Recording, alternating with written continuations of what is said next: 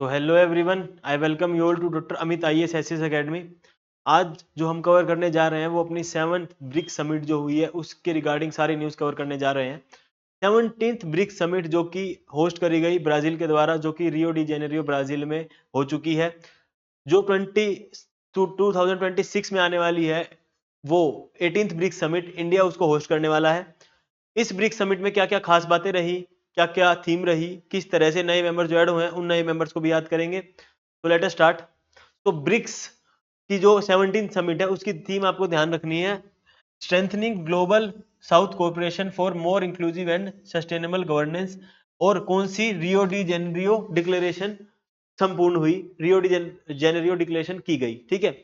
उसके अलावा इंडोनेशिया ने ऑफिशियली ज्वाइन कर लिया है ब्रिक्स को। इंडोनेशिया के अलावा बाकी 4 मेंबर्स और हैं जिन्होंने ज्वाइन किया है। जो मेंबर्स हैं आपके ईरान, उसके अलावा यूएई, इथोपिया एंड इजिप्ट, ये 4 members other than Indonesia. 5 member नए मेंबर्स ऐड हुए हैं ब्रिक्स में। सऊदी अरेबिया अब जो है ब्रिक्स का मेंबर नहीं है। ब्रिक्स के जो फाउंडिंग मेंबर्स हैं, उन फाउंडिंग मेंबर्स में BRIC जो टर्म है, BRIC टर्म, ब्रिक टर्म, वो जेम ओनील के द्वारा कॉइन की गई थी 2001 में, जिसमें 4 नेशंस थे, BRIC, Brazil, Russia, India and China. ठीक है। So let us see about what is BRICS. The acronym BRIC was coined by Jim O'Neill, जो मैंने आपको बताया 2001 में 4 नेशंस थे। BRICS began functioning for a former group during G8 outreach summit in 2006 and became BRICS। जब add उनमें क्या हुआ, साउथ अफ्रीका ऐड हुआ 2010 में, तो वो पूरा ब्रिक्स बन गया, तो जिसमें 5 नेशंस थे। ठीक है। अभी जो बाकी के 5 नेशंस और ऐड हुए हैं वो रिसेंटली ऐड हुए हैं, बट जो मेजर जो 2010 तक 5 मेंबर्स थे वो थे BRIC है, जिसमें साउथ अफ्रीका ऐड हुआ था 2010 में। ठीक है। The initial 5 member BRICS were Brazil, Russia, India, China and South Africa. उसके अलावा 2024 में ईरान ने ज्वाइन किया, यूएई ने ज्वाइन किया, इजिप्ट में ज्वाइन किया, इथोपिया ने ज्वाइन किया और इंडोनेशिया ने 2025 में ज्वाइन किया।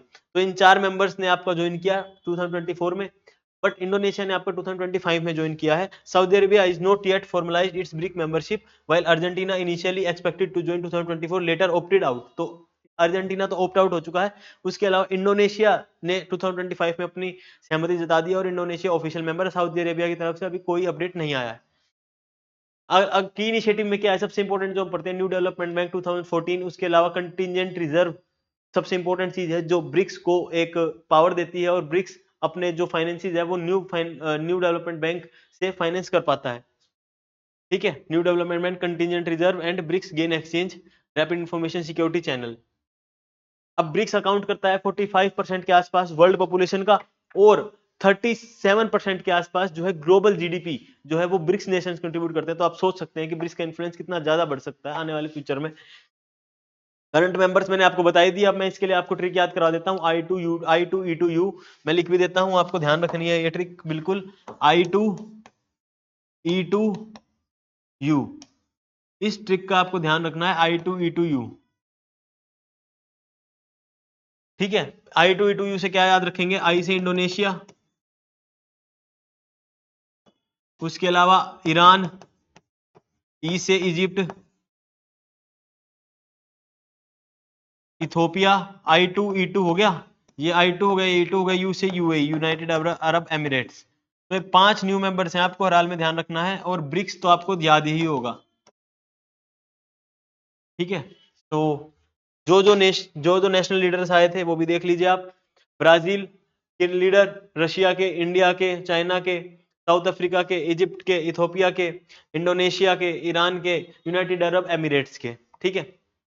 अब देखिए ये इंपॉर्टेंट है, how is BRICS redefining power dynamics in global governance. Global governance में ब्रिक्स किस तरह से पावर रीडिफाइनिंग के ऊपर काम कर रहा है। एनर्जी सिक्योरिटी सबसे बड़ी चीज, BRICS accounts for around 44% of global crude oil production. BRICS nation के पास अभी फिलहाल 44% लगभग ग्लोबल क्रूड ऑयल प्रोडक्शन है। तो ये पावर डायनेमिक्स को, जियोपॉलिटिकल कंटेस्टेशंस को बहुत ज्यादा इंक्रीज कर सकता है। While Iran, Saudi Arabia, UAE joining BRICS now. अब जैसे मेन कौन कौन से थे? ईरान थे, सऊदी अरेबिया जहां से तेल आता था। अब सबसे ज्यादा ऑयल इकोनॉमी और जो ऑयल की पावर है, मतलब ऑयल के जो रशिया, सऊदी अरेबिया, ईरान, ये सब एक साथ मिल गए तो क्या होगा, ऑयल के जो प्राइसेस है उनको मैनिपुलेट कर सकते हैं एनर्जी सिक्योरिटी के लिए। उसके अलावा neutral space for strategic dialogue, जैसे India China Doklam standoff है, इसके ऊपर काम हो सकता है, इसके ऊपर बातें हो सकती हैं। बायलैटरल टेंशन जो चल रही हैं, इंस्टीट्यूशन फॉर मल्टीलेटरल रिफॉर्म, जैसे कि यूनाइटेड नेशन सिक्योरिटी काउंसिल में है, WTO में है, इंटरनेशनल मॉनेटरी फंड में है, जो इश्यूज चलते रहते हैं उनके ऊपर रिजोल्यूशन कुछ आए, उसके ऊपर जो है बातें होंगी। पुश रिफॉर्म्स आ जाए इनमें, ताकि इंडिया को जो है यूनाइटेड नेशन सिक्योरिटी काउंसिल में सीट के लिए सीट मिल जाए। उसके अलावा ब्रिक्स को सीट मिल जाए, ब्राजील को सीट मिल जाए, जर्मनी, ये जो नेशंस है मेजर नेशंस जो कंटेंडर बने हुए हैं यूनाइटेड नेशन सिक्योरिटी काउंसिल में परमानेंट सीट के लिए, उसके ऊपर बातें रिफॉर्म्स तो चालू हो कि किस तरह से आप इंक्लूड करेंगे बाकी नेशंस को। ठीक है। Inclusivity and global engagement, the inclusion of new countries many which are WTO members, Ethiopia के अलावा बाकी WTO मेंबर्स हैं इथोपिया और ईरान के अलावा। Emerging political and economic bloc, जैसे BRICS is increasingly seen as counterbalance to G7, BRICS को G7 का काउंटर बैलेंस की तरह देखा जा रहा है। उसके अलावा G20 से राइजिंग हो रहा है and rising force in G20। New members हमने देख ही लिए हैं कौन कौन से ऐड हुए, वापस देखने की हमें नीड नहीं है।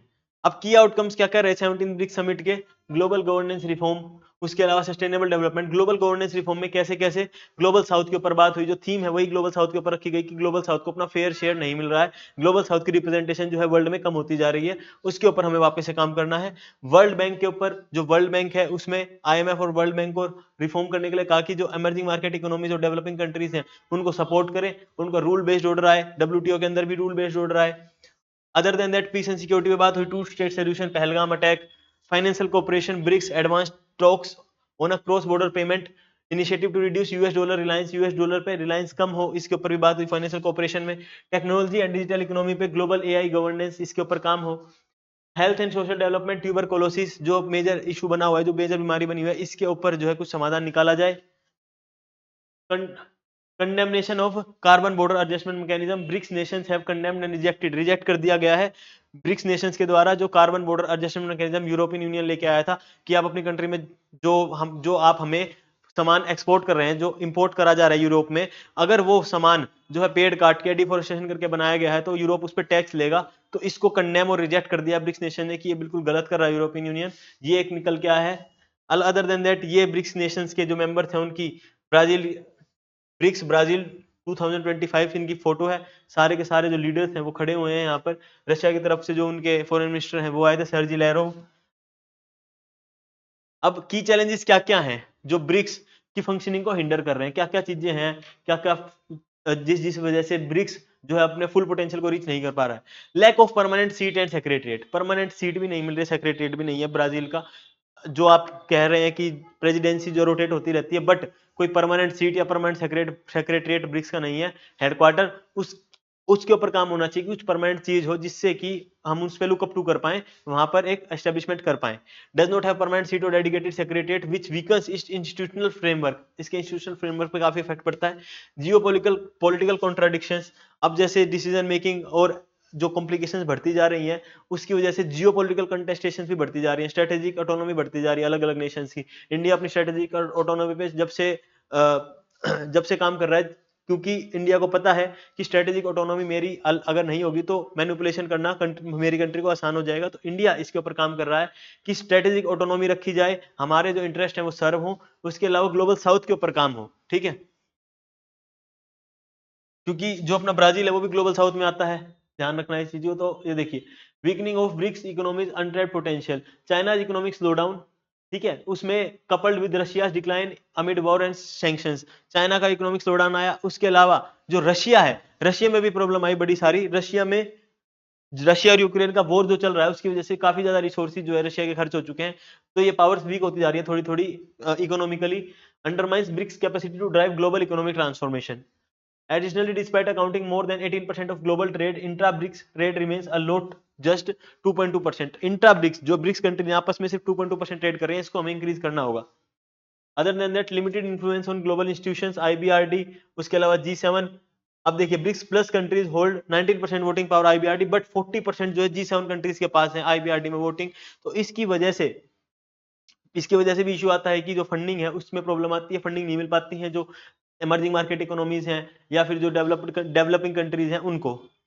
Slow de dollarisation, while Iran Russia and China trade in their own currencies, Iran, Russia और चाइना अपनी करेंसीज में ट्रेड करते हैं, बट धीरे धीरे डी डॉलराइजेशन पे भी काम चल रहा है। रीजन ये है कि जो मैनिपुलेशन है डॉलर की वजह से वो बहुत ज्यादा हो चुकी है, इस वजह से ये कंट्रीज अपना काम कर रही है। De dollarisation effort remain inconsistent because जो यूएसए में ट्रम्प है उन्होंने भी कह दिया था कि ब्रिक्स कंट्रीज अगर डी डॉलराइजेशन के बारे में सोचेंगे तो उन पर टैरिफ लगा देंगे, ऐसे लगा देंगे, तो इस वजह से ये इनकंसिस्टेंट रह रहा है, एक फर्म स्टैंड नहीं बन पा रहा सभी कंट्रीज का। ठीक है, अनलाइक ब्रिक्स प्लस करेंसी जो है, BRICS plus currency appears unlikely after recent expansion. जो एक्सपेंशन हुआ उसके बाद मुश्किल लगता है कि ब्रिक्स प्लस करेंसी जो है वो आ पाएगी। अब BRICS countries and their GDP in trillions of US dollar, 0.41 trillion South Africa, Iran की 0.39 ट्रिलियन डॉलर है।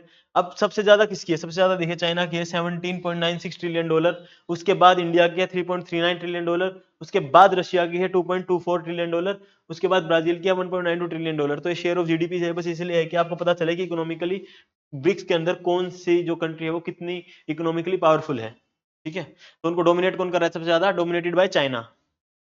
How can BRICS enhance its institutional capacity and leadership role? अपनी इंस्टीट्यूशनल कैपेसिटी को किस प्रकार से बढ़ा सकता है? इंस्टीट्यूशनल रिफॉर्म कर सकते हैं, permanent BRICS secretariat, expand decision making, weighted voting, keeping consensus for political issues पे कंसेंसस बनाया जाए, कंसेंसस बना के उस पर काम किया जाए। उसके अलावा न्यू मेंबर्स की फॉर्म जो इंटीग्रेशन फॉर्मलाइज करें, फाइनेंशियल इंटीग्रेशन करें, जो स्विफ्ट सिस्टम है, स्विफ्ट पेमेंट सिस्टम, उसके अल्टरनेटिव देखने की कोशिश करनी चाहिए। Promote alternative SWIFT system, launch BRICS plus development bank 2.0, free trade agreement launch करना चाहिए जिसमें अलग अलग कंट्रीज जो हैं जो ब्रिक्स नेशंस की हैं वो आपस में फायदा उठा पाएं। To reduce barriers among members, वही मैं कह रहा था, आपस में फायदा उठा पाए। रीजन ये है कि फ्री ट्रेड एग्रीमेंट होगा, उससे जो टैरिफ है उसके अलावा जो एक्सपोर्ट ड्यूटी है, सारी ड्यूटीज जो है हट जाएंगी और आसानी से ट्रेड हो पाएगा without any taxation.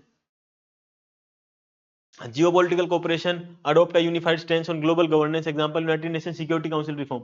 United Nation Security council reform पे हर कंट्री को, जो भी ब्रिक्स की कंट्री है, जैसे कि रशिया भी permanent seat United Nation Security council permanent seat China की भी है, रशिया की भी है, बट ब्राजील और इंडिया जो है सब टॉप दावेदार हैं और बहुत जल्दी जो है अगर रिफॉर्म होते हैं तो इंडिया और ब्राजील का नंबर ही सबसे पहले है। तो ये ध्यान रखना है कि यूनाइटेड नेशन सिक्योरिटी काउंसिल में रिफॉर्म करने के लिए सबको फर्म स्टैंड लेना पड़ेगा, उसमें चाइना और आपका रशिया को भी मिलकर कहना पड़ेगा कि जी, इंडिया और ब्राजील को यूनाइटेड नेशन सिक्योरिटी काउंसिल के रिफॉर्म के लिए आगे चयन किया जाना चाहिए या फिर इनसे डिस्कशन होना चाहिए, बट स्टार्ट तो हो रिफॉर्म। रिफॉर्म के बारे में बात स्टार्ट नहीं होगी, रिफॉर्म होने स्टार्ट नहीं होंगे तो किस तरह से आगे डेवलपमेंट हो पाएगी। और उसके अलावा जो जियोपॉलिटिकल कोऑपरेशन है, इससे यही बेनिफिट होगा कि यूनाइटेड नेशन सिक्योरिटी काउंसिल में ब्रिक्स मेंबर्स जो अपना परचम रहला पाए। Innovation partnership from a BRICS plus digital alliance for joint research and development in AI, semiconductors, green technology, soft power and cultural exchanges establish क्या करें? ब्रिक्स प्लस यूनिवर्सिटी नेटवर्क को establish करें। उसके अलावा स्टूडेंट एक्सचेंजेस को establish करें कि ये ब्राजील का स्टूडेंट इंडिया में पढ़ पाए, इंडिया का स्टूडेंट जो है ब्राजील में जाके पढ़ पाए, इस तरह से। अब लास्ट में देखिए कंक्लूजन, ये कंक्लूजन सोच समझ के इसलिए आपके लिए लिखा गया है कि आप इसको direct line by line copy करके अपने मेंस में लिख सकते हैं, क्योंकि इसमें सारे जो इंपोर्टेंट कीवर्ड्स हैं वो भी ऐड कर दिए गए हैं स्टार्टिंग में, जिससे आपका जो कंक्लूजन है वो कंक्लूजन काफी ज्यादा इफेक्टिव दिखेगा। BRICS with institutional reforms, financial integration and strategic unity. Strategic unity वही वाली बात कि भाई यूनाइटेड नेशन सिक्योरिटी काउंसिल के लिए आपको यूनिटी चाहिए, ग्लोबल गवर्नेंस की बात तो बोलने के लिए। किसी कंट्री हम ब्रिक्स की कोई नेशंस की कोई कंट्री किसी प्रॉब्लम में है तो सारे ब्रिक्स नेशंस को एक साथ खड़ा होना चाहिए। BRICS with institutional reform, financial integration and strategic unity can emerge as a powerful bloc for global south representation, global south की representation के लिए, by addressing internal contradictions and boosting intra-group cooperation. It can challenge western dominated system, western dominated system को challenge कर सकते हैं, while fostering inclusive growth, हमारे देश में भी growth होती रहे। उसके अलावा India's 2026 chairman presents a crucial opportunity to shape the vision. India के पास एक crucial opportunity जो मैंने आपको सबसे स्टार्टिंग में भी कहा था कि 2026 में इंडिया के पास प्रेसिडेंसी आने वाली है, उसमें काफी कुछ चेंज हो सकता है और ज्यादा बातें हो सकती हैं। तो इस अभी के लिए यही इतना ही, मिलेंगे नेक्स्ट क्लास में। Thank you, till then stay fit stay healthy, Jai Hind.